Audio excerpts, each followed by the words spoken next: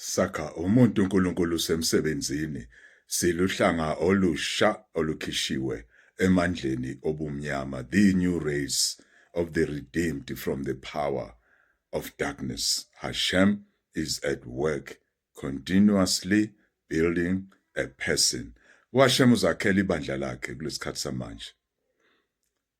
Uyabona ukuthi emhlabeni igcwele deception. Abantu bazakhela amabandla abo. No Hashem manje ngoba insuku ziyancipha sokuze ikhathi zokugcina. The last days Hashem is building now thy congregation, thy people.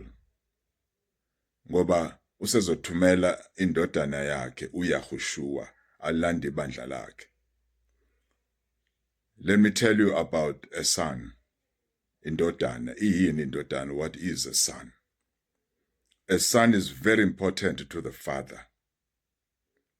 Usho emndenini uma kutholakale indodana, a son, the father becomes very happy. Why? Baze babe nomona amantombazana. Baze bamzonde umfana, a son. A son carries the heritage. A son carries a seed of the father. Indodana yandisa isidi kababa. It's the son that multiplies the seed of the father. So a son is very important to a father because a son is begotten by the father. So uYahushua is the son of Yahuwah. A son of Yahuwah, not a God. Ngikhuluma ngoYahushua, ngikhuluma ngabanye osana. We don't pray. Ngifuna ukuthi balalele labo abayi-new race manje. We don't pray to Yahushua. We tefillah, request Hashem, Yahuwah, not the son. The son does not have the same power nor authority as the father, uYahushua. Kwayena uYahushua is begotten by his father. uHashem owathumela ingelosi kuMiriam. Uma efika kuMiriam, uHashem wayiqamba igama, waqamba indodana igama, not man. Igama elinye lala emhlabeni iqanjwe abantu. Kusho ukuthi uyindodana yabantu. uNkulunkulu wabantu. uHashem akabekwanga abantu ukuthi abe uNkulunkulu, abe uHashem, abe uYahuwah. Hashem was there before everything was created.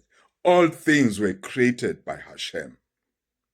All things became in existence because of Hashem. So the son kwayena is begotten by the father, uYahushua. uYahushua akanawo isigodlo sakhe, idominion yakhe. Uthi yena qobo lwakhe la emhlabeni. Uthi I'm here because of my father's business. Yena uqobo lwakhe umekhula 30 years emhlabeni. Akwaziwa ngaye. But the son was on earth. Akwaziwa ngaye ngoba engakaqala umsebenzi. Uma eseyobhabhadisa uYohanan, the voice comes from above the heavens. Lithi, this is my son, in whom I am well pleased.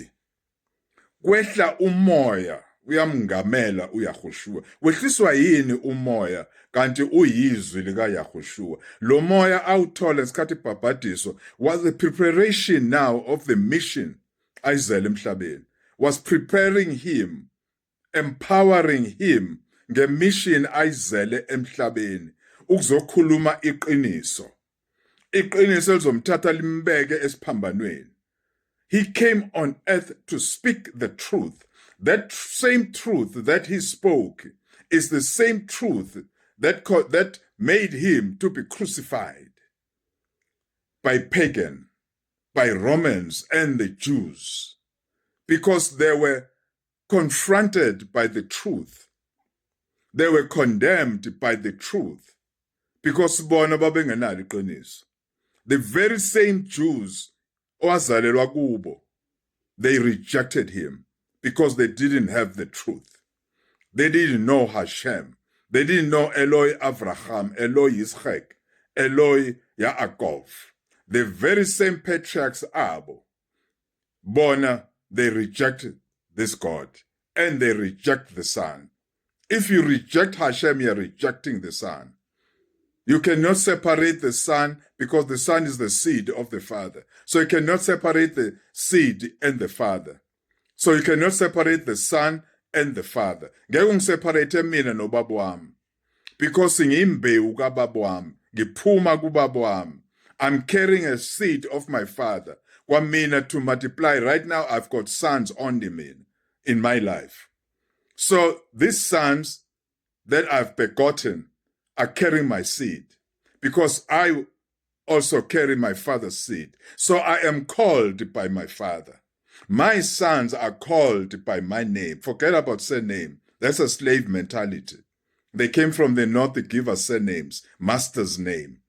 My father is not my master. My father is my father. I am carrying the DNA of my father. Yahushua, the same thing.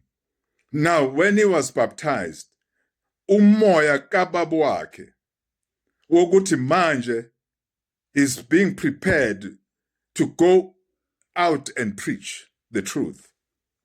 He had ehlelwe umoya ka Hashem, uruach Hashem, not Holy Ghost, umoya ka Hashem. And the same moya led him to the wilderness. Ukuthi manje ayopreparewa. uHashem unetendency yokuhlukanisa nabantu. I've experienced that myself. Ukuthatha akuhlukanise nezwe, nabantu bezwe, ukuze ube single-minded.